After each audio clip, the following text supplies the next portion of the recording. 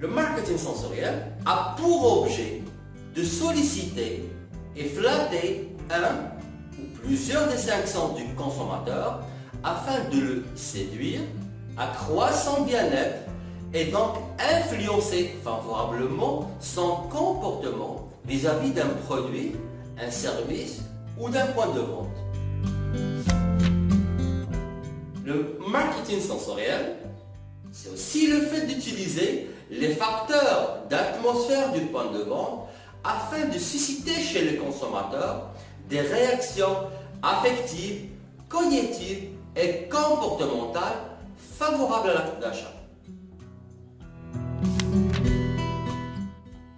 La vue, le toucher, le goût font depuis longtemps partie intégrante du marketing, notamment avec les produits agroalimentaires.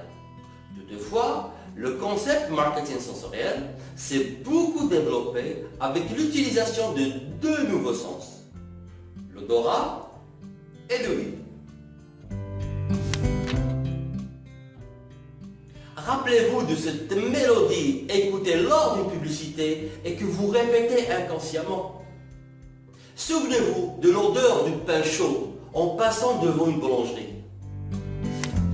Désormais, le consommateur n'achète plus un produit ou une marque, mais il achète une sensation. Aujourd'hui, le marketing sensoriel est devenu un outil incontournable pour les entreprises afin de renforcer leur image de marque et créer une intimité avec le consommateur.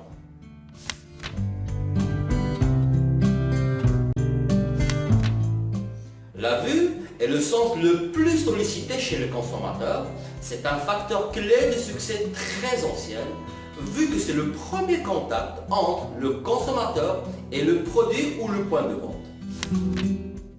L'aménagement des points de vente, l'éclairage, la disposition des produits dans les étalages, le choix des couleurs, des formes induisent un biais perceptuel chez le consommateur, ce qui influence son comportement d'achat, particulièrement les achats courants et les achats compulsifs. On estime que presque 76% des décisions d'achat se font sur les lieux de vente. Par exemple, les posters géants sur les murailles des agents de voyage qui vous projettent sur les destinations de voyage, les têtes de gondole dans le rayon ou les écrans géants Coca-Cola et Siemens dans les centres-villes des grandes métropoles.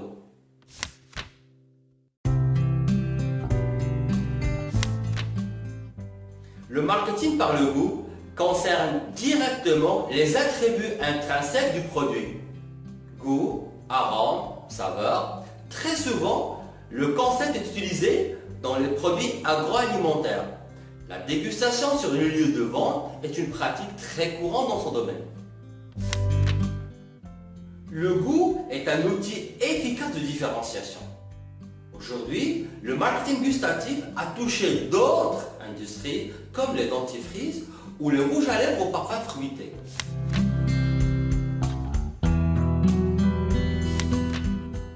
Le marketing olfactif consiste à utiliser les odeurs.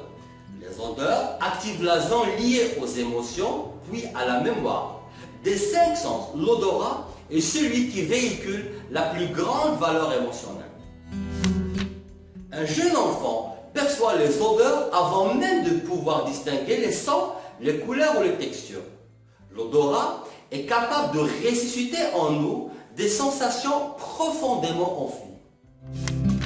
Aujourd'hui, on parle d'une signature olfactive ou une atmosphère olfactive qui consiste à associer une odeur à une marque ou un point de vente pour stimuler l'achat. Chez certaines marques de chaussures ou de constructeurs de voitures, l'odeur de cuir évoque un sentiment de luxe, de confort et de qualité. C'est aussi un concept très utilisé dans les salles de sport et les salles de détente et de spa.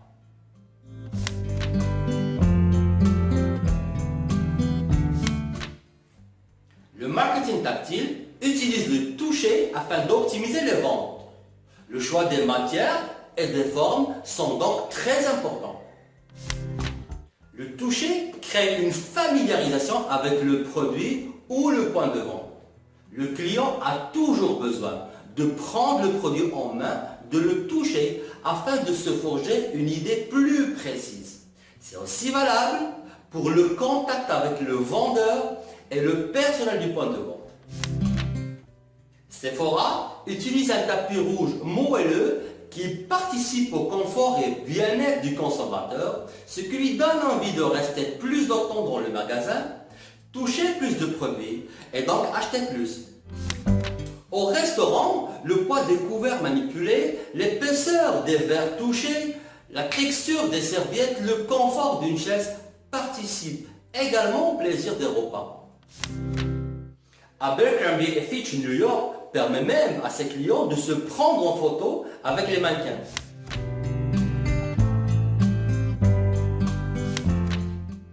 Le son est un excellent moyen pour retenir le nom d'un produit par un client. C'est aussi un excellent outil pour atténuer les moments d'attente. Une musique douce incite à la flânerie, tandis qu'une musique dynamique rend le client plus pressé. C'est un concept très utilisé dans les grandes surfaces. Le choix de la musique dépend de la file d'attente aux sorties de caisse.